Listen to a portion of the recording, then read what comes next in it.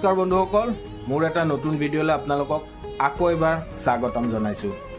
ভিডিঅ'টোৰ আৰম্ভণিতে মই কিছুমান বস্তু আপোনালোকক দেখুৱাবলৈ যত্ন কৰিছোঁ। वहाँ पर एक कंप्लेंट आई कि जो SC/ST बच्चे हैं उनको जानबूझ के एक पेपर फिजियोलॉजी में फेल किया गया, रिटन टेस्ट में, not in the interview. Complaint हुई, बात बढ़ते बढ़ते बढ़ गई, तो एक कमेटी बनाई गई, मुंगेकर कमेटी। मुंगेकर कमेटी ने पूरा एविडेंसेस लिखे और ये साबित हुआ कि जब बच्चों ने कॉपी लिखी तो कॉपी के ऊपर कास्ट के हिसाब से टैगिंग की गई थी। ये मुंगेकर कमेटी की रिकमेंडेशन बता रहा हूँ। उन बच्चों को चुन चुन के फेल किया गया। उसके बाद कोर्ट ने इंटरवीन किया। कोर्ट ने उन सारे बच्चों को न केवल पास। এই ভিডিঅ'টো দেখাৰ পিছত আপোনালোকে কি মনত আহিছে?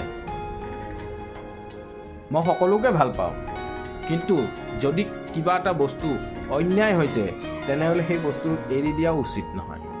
মই এখন স্বাধীন ভাৰতত আৰু এটা স্বতন্ত্ৰ দেশত মই বসবাস কৰোঁ, আৰু সেই দেশৰ সংবিধানক মই বিশ্বাস কৰোঁ। আৰু সেই সংবিধানক যদি কোনোবাই মোহাৰি কেনে তাৰ ওপৰেদি যদি যোৱাৰ চেষ্টা কৰি কেনে আমাৰ অধিকাৰক শেষ কৰি কেনে যদি কোনোবাই আগত যাব বিচাৰিছে তেনেহ'লে বাধা হৈ মই থাকিমেই সদায়।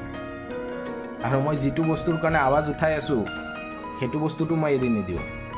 আৰু সেইটো বস্তু মোক টাইটেল চাই কেনে কৰা হৈছে, আৰু বেলেগ কাৰণ ইয়াতে একো নাই। এতিয়া কথাটো হৈছে, এই ভিডিঅ'টো চাই আপোনালোকে কি বুজি পালে? বাৰু বস্তুটো হিন্দীত আছে, কিন্তু আজিও সেই বস্তু মই কওঁ গোটেই ভাৰতবৰ্ষত, অসমখনো ভাৰতৰ আণ্ডাৰত আছেতো, গোটেই বস্তুৱে ভাৰতত চলি আছে। এই বস্তুটো কি ধৰণে এটা পিছপৰা শ্ৰেণীৰ মানুহক চিনাক্ত কৰি কেনে তাক পৰীক্ষাত ফেইল কৰি দিয়া হয়, তাক পাৰ্চেণ্টেজ দিয়া নহয়, তাক মাৰ্ক দিয়া নহয়। আপোনালোকে এই ভিডিঅ'টো ভালদৰে চাইছেই চাগে, গোটেইখিনি গম পাইছে কোনখন দেশত আমি বসবাস কৰি আছোঁ আজিৰ সময়ত। বেয়াটোক বেয়া বুলি ক'ব লাগিবতো। যদি বেয়াটোক বেয়া বুলি ক'ব নোৱাৰোঁ তেনেহ'লে আমি ভাতো হ'ম। ভাততো আমি নহয়, কোনোবাইতো মাত মাতিব লাগিব।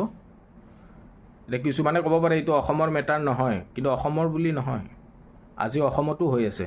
মই আপোনাক কৈছোঁ, পিছপৰা শ্ৰেণীৰ চাৰ্টিফিকেট ওলাই আজিও বহুতো মানুহে ইয়াতে চাকৰি কৰি আছে।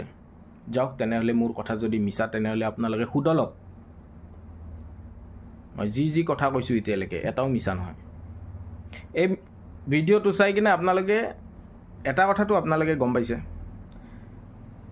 যে কি ধৰণে টাৰ্গেট কৰা হয় আজিৰ সময়ত পিছপৰা শ্ৰেণীৰ মানুহবোৰক।